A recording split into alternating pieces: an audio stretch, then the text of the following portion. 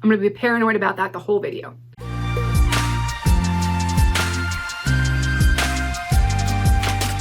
Hello, super friends, and I mean super friends, and welcome back to another episode of Superhero Saturday, where we talk about the art of superheroes, storytelling, and so much more. Today, we are going to talk about the Enneagram types of the Justice League. I did a similar video to this a couple months back, and I really enjoyed it, and it seems that you guys enjoyed it too, so I thought I would do a follow-up video. The link for that video will be in the description, and either here or here. I always get it backwards on the screen. Somewhere up there. Like I said in the previous video, as a storyteller, I love to analyze character development throughout the course of whatever story it is that I'm watching, whether it's a movie or a TV show, or if I'm reading a comic book or a novel of some kind. I am always in for the development of a character's personality. One of the ways that I have found most useful to analyze these characters and their development, and to help me create and develop my own characters, is by using personality typing systems. Now, a lot of this stuff tends to be pseudo-psychological, scientific mumbo-jumbo, but there is enough consistency and a lot of different personality typing patterns that is consistent across humanity and can be used to help keep a character in a realistic portrayal of a certain personality type. It makes them more relatable. It makes them someone that we know. If they're a certain type of person, that they react and behave in a certain type of way. One of my new favorite personality typing systems to use for character creation, analysis, and development is the Enneagram system. The Enneagram personality system consists of 9 different general personality types. And it talks a lot about the way that those types interact with each other and with the world and with themselves in different stress levels and different situations, and in a growing pattern or in a regressing pattern. And that really makes this personality typing system really effective for good character development, because it doesn't just stick to one flat plane of behavioral existence. It talks about different ways that you can grow as a person and kind of like fall back into your worst areas of your personality. Another reason why the Enneagram system is one of my new favorites is because it has 9 different types, which is really cool for me because my characters, the Fearless 9, all 9 of them are each of the different points, and I didn't even realize that's what I was doing. So whenever I'm stuck in figuring out what a specific character might do in a given situation, if I know their Enneagram type, I'm able to go back and do a little research, maybe pull up some memes, and see what maybe will spark me to think, oh yeah, that's definitely what that person would do.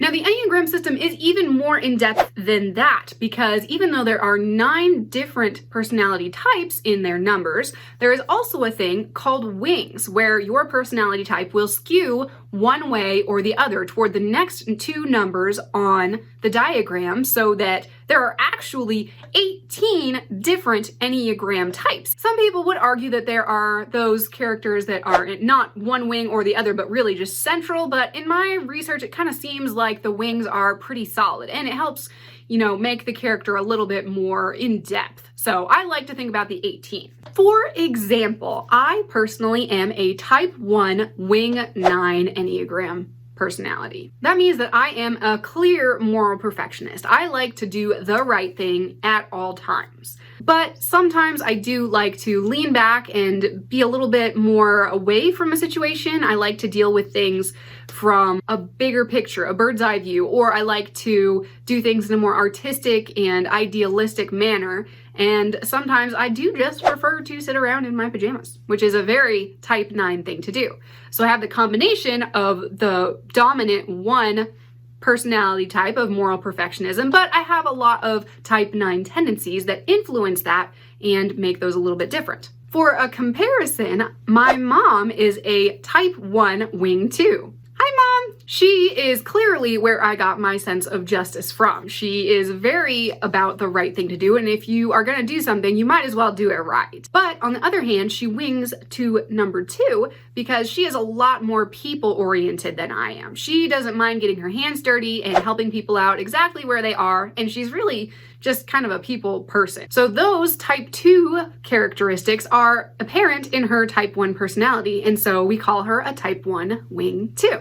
We're both type 1s, but the way that our personalities manifest is really different based on our wings. So for this video, since we already did the core types for our Enneagram video about the Avengers, we are going to define each of the 18 remaining characteristics with different Justice League characters. Now this actually works pretty well with the Justice League because we have a lot of different universes and representations of a lot of these different characters, and like even just the actual members of the Justice League are changing all the time. They're different in all sorts of universes. So this gives us a lot of opportunity to kind of pick out which ones actually fit well with the others. The Avengers are so much easier in that way because we all have, the Marvel movies to kind of fall back on. So, since we have 18 different character types to get to, let's get started.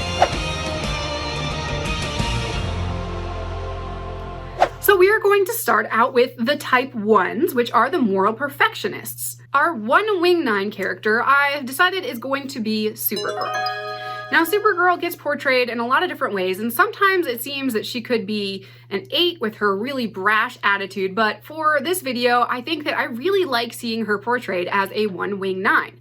She gets her sense of justice and all of that good stuff from Superman, in that she oftentimes is depicted as wanting to be like the Man of Steel, but in her own manner. But I think that for the CW depiction of Supergirl, she's really wanting to do things that are right and trying to do the right thing, but she is a lot of inwardly focused and wants to do kind of big picture type things.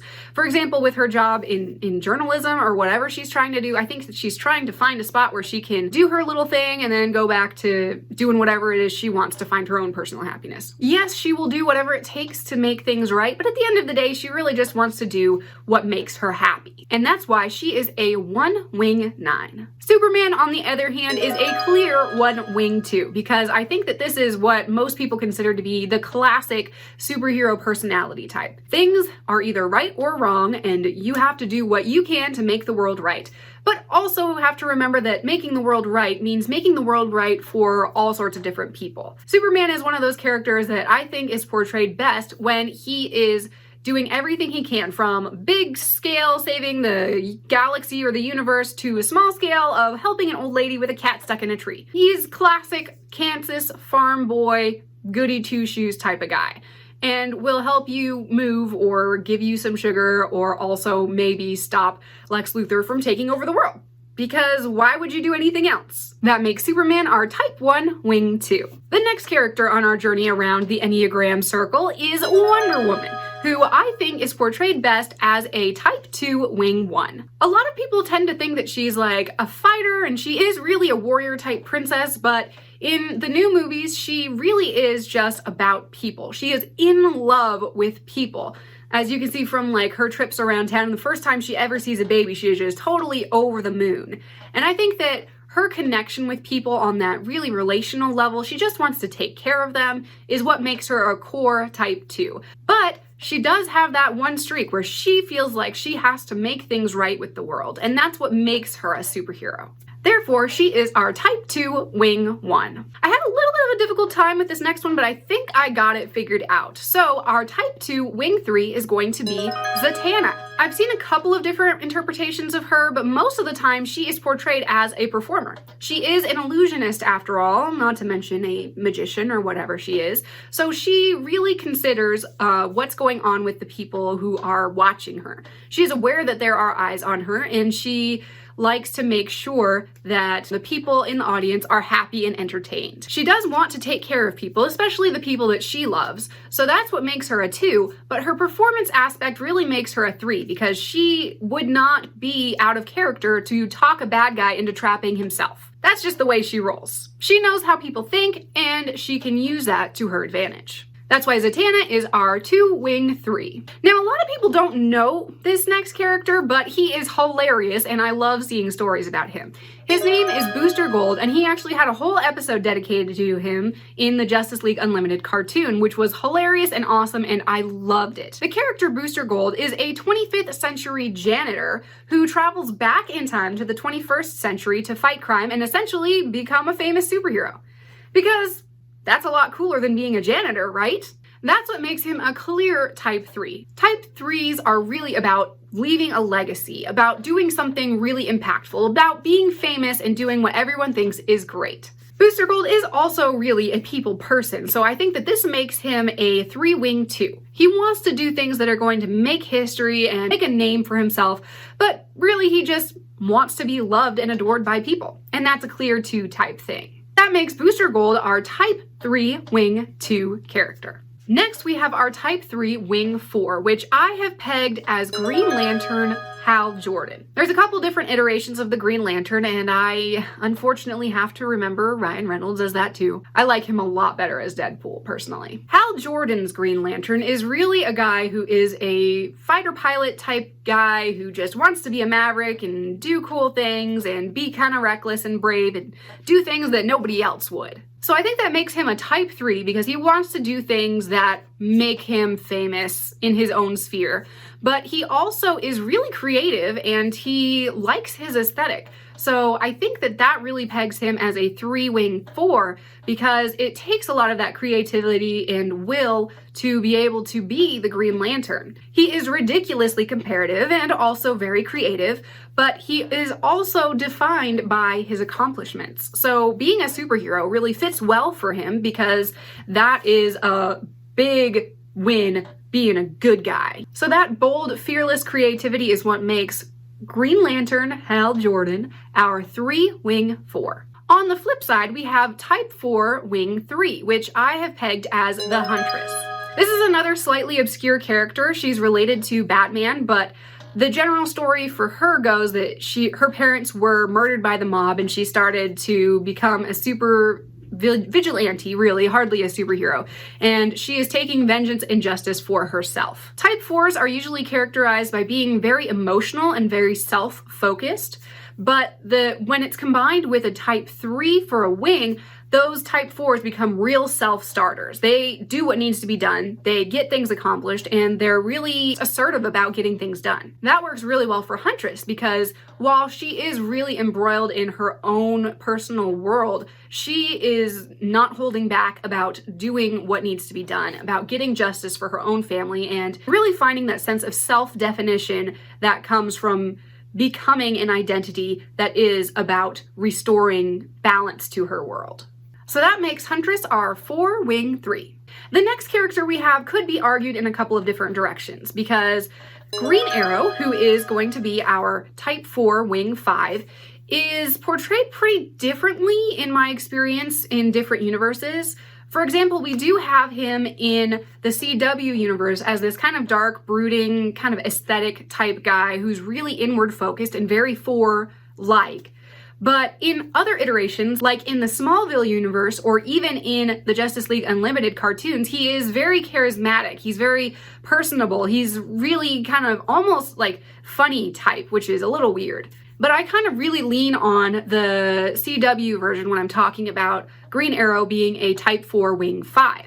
Because he is very emotional, like Huntress. He's really inwardly focused and originally starts out being a superhero because he wants to bring justice to his own life. But on the other hand, he's also very calculating. He takes into account a bunch of different things. He invents a couple of, plenty of different type of arrows and things and kind of uses his own smarts to see what's going on and see the different players in action and calculate his next moves based on what outcome he wants. He does sometimes get very emotional and kind of goes off track on that, but that's a classic type 4 thing. So that combination of emotional individuality combined with the intense detective type inner thinker world makes Green Arrow our type 4 wing 5. Again, on the flip side of that, we have the character of Batman, who is the classic Dark Knight, world's best detective kind of thing, and that makes him clearly a type 5. Type 5s are really all about their inner world, about intelligence and knowledge and information above everything else. They prefer raw data to emotional instability. Batman even often takes the raw unpredictability of his criminal underworld and turns it into raw data so he can anticipate his criminals' interactions and things, so that it essentially takes away the emotional aspect and goes right to the point of locking people up. But he is a wing 4 because a lot of his origin story is based on a lot of traumatic events and his own idea of being a unique individual. I mean, who else but a type 4 would take a traumatic event from your childhood and turn it into a bat-based superhero? So this intense cerebral thinker and aesthetic obsessive compulsive kind of character of Batman is our type 5 wing 4. Our type 5 wing 6 is another one that's a little bit more obscure than some of these other characters that we talked about, and his name is The Question. The Question is a big conspiracy buff, always thinking about whether the government's going through your trash or if our cell phones are actually tracking our every move, and even more wild and obscure things that I can't even think of. He is a big detective type like Batman, but on the other hand, he is paranoid and obsessive, which is very characteristic of type 6 under stress. A lot of type 6s tend to think about worst case scenarios, and that is absolutely clear in the character of The Question. So that makes this question of who our type 5 wing 6 very answerable. That was probably pretty bad. Anyway, our type 5 wing 6 is The Question. Now we're getting to it. Our next character is one of my all-time favorites from the Arrowverse, and that is Felicity Smoke, aka Overwatch. She is our type 6 wing 5 superhero. Now, she is clearly a type 6 because she is all about people. She talks so fast that she cannot, and sometimes I have to put on the subtitles just to catch what she's saying. She's all about her people and she loves having the team around her to do things together. But she is also insanely brilliant and she is all about figuring out how the technology works and what to do where and all of that type of thing. So that combines from the 5 type with the 6 type to make a superhero that is oddly very personable and person-related, but also clearly focused on the task at hand and figuring out what needs to be done to get the task accomplished. She is the best of an internal computer brain combined with the personality and almost paranoia of a type 6. So that makes Felicity Smoke our type 6 wing 5. And now we're going back to probably the easiest superhero to categorize, and that is the Flash. The Flash is pretty consistently characterized across different mediums, even from the movies to the comic books and everything in between. The Flash is bubbly, he is loyal, he is quick thinking, and he is ready to mix it up and improvise whenever needed to figure out how to save the world. That makes the Flash our type 6 wing 7. Because the type 6 of his personality makes him a real buddy. He's a friend, he loves his teammates, he loves his family, and he is sometimes loyal to a fault.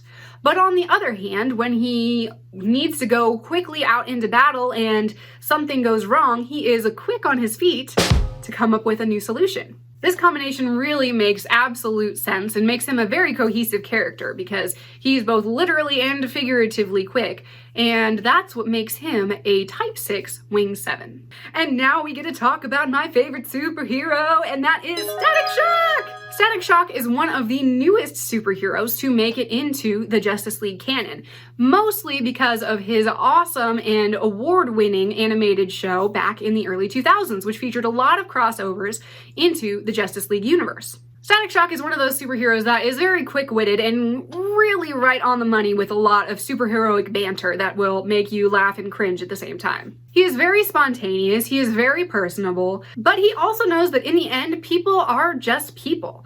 Everyone got hit by the Big Bang in his origin story, and so that means everyone got weird mutations and superpowers, whether they were criminals or commoners or superhero type material. So he tends to work with people on an individual basis to kind of bring about the ultimate good. That's why Static Shock is our type 7 wing 6. Next, we come to another Justice League Unlimited member that is another one of my favorites. Yes, I have lots of favorites. And that is Hawkgirl.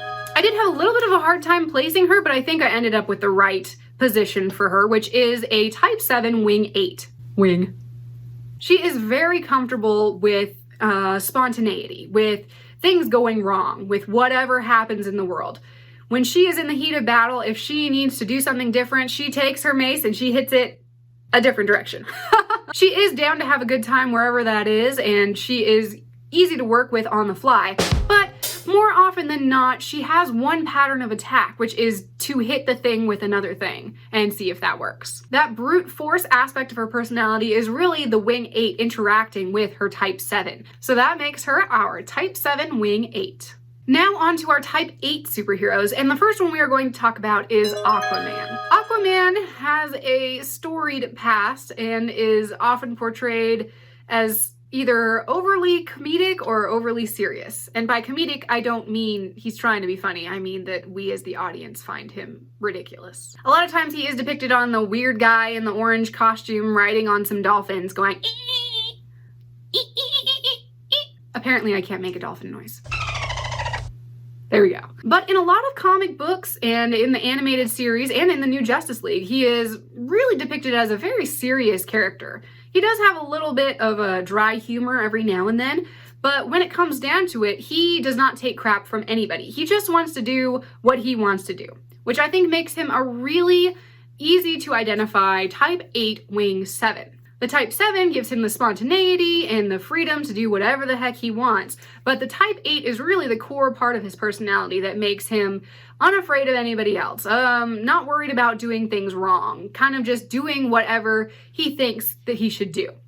It's also what makes him weirdly a good leader, because he has that self-assurance to really do what he wants, what he thinks is right, and not worry about what other people think, which makes him good king of Atlantis. And really, in the end, I think that is the Aquaman that most of us would rather see than the weird guy in tights who looks more comfortable in SpongeBob SquarePants than next to Batman. So Aquaman is our type 8 wing 7. Next, we have Green Lantern again, but this time I'm talking about Green Lantern John Stewart. John Stewart I most remember, of course, from the Justice League cartoons from the early 2000s. And I really liked having him on the team. He was the consummate soldier. He thought in linear patterns. It was right and wrong, and things just needed to be the way they were. And that real classic soldiery type of vibe really gives him a type 8 personality very easily. But after the day is done, there were a lot of romantic subplots involving John Stewart, with Hot Girl and with Vixen and with a bunch of other craziness. So I think that he actually is an 8 wing 9, because when he's working, he is on board, he is doing the thing, he is gonna get things done. But when all that's done, he just really wants to be happy and go home and chill out with a good girl. It's really difficult to kind of imagine these two personality types interacting like this, because unless you know someone who is a type 8 wing 9, it doesn't make any sense, because type 8s are so aggressive and so assertive and so in your face, and type 9s are really laid back. So seeing these two personalities interact with each other is really contradicting. But I think that works really well with John Stewart, because he does often have those like inner conflicts where he really wants to get to work and get things done and do things the way that he wants to do things, but then he also just wants to chill out and have the world be a happy place. So I think that makes Green Lantern John Stewart our type 8 wing 9. All right, folks, we're almost done. We're getting to type 9. For our type 9 wing 8, which is another really conflicting personality type, I think that I've settled really happily on putting this on Black Canary. Now, Black Canary is portrayed a little bit different in different comic books, but I do really, she is one of my favorite characters from the DC Legends of Tomorrow. She is cool, she's laid back, she is so easygoing most of the time, and she just has that effortless coolness about her. But if you cross her or if you interfere with the people that she loves, she has no problem punching you out. As a character, she often thinks mostly in terms of herself. She wants to be happy. She wants to fall in love and kind of have a home life, but the type 8 in her personality really just doesn't want to defy all of that. It tends to get in her way, and her stubbornness is really what characterizes her type 8-ness in her personality. Her whole personality and her aloofness and her warmth, but also, detachment is just so characteristic of a type 9 wing 8 that I think there is no better example for this than Black Canary. Now for our last one, which is type 9 wing 1, I'm going to peg that as Martian Manhunter. He seems to me to be the most type 9 superhero out there.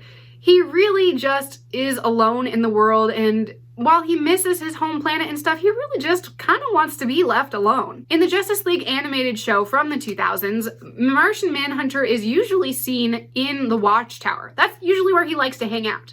He likes to be by himself, and he helps out, and he can point out things from a distance, but most of the time, he's just chilling in between naps. In that way, he's not really much of a hunter, although he can step up to the game when there is a time that there's clear injustice being done, because he does have that strong type 1 moral compass that comes through in his character, but most of the time, he just wants to be a type 9. So that makes our last character, Martian Manhunter, our type 9 wing 1 superhero.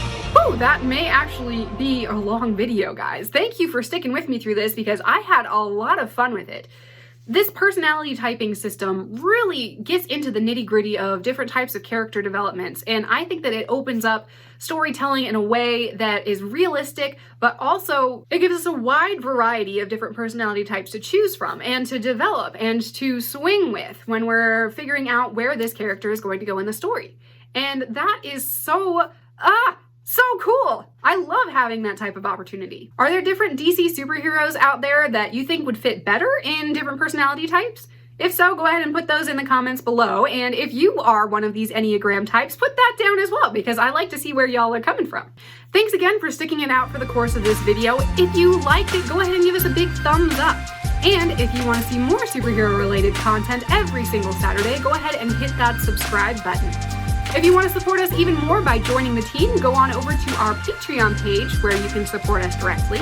And if you want to see the characters that I've invented by accidentally using the Enneagram system, go on over to our website at www.fearless9.com, where you can pick up a copy of one of my books that I've written about the Fearless 9 superhero team. Thanks so much for joining us, Super Friends, and we'll see you again next week. Also, just as a tag, I want to say thanks again for everyone who has been commenting on my last video. We are not at this point at 100 subscribers, but I am so excited for the 100 subscriber video. You guys have given me some great ideas, and I can't wait to sketch those up. See you soon!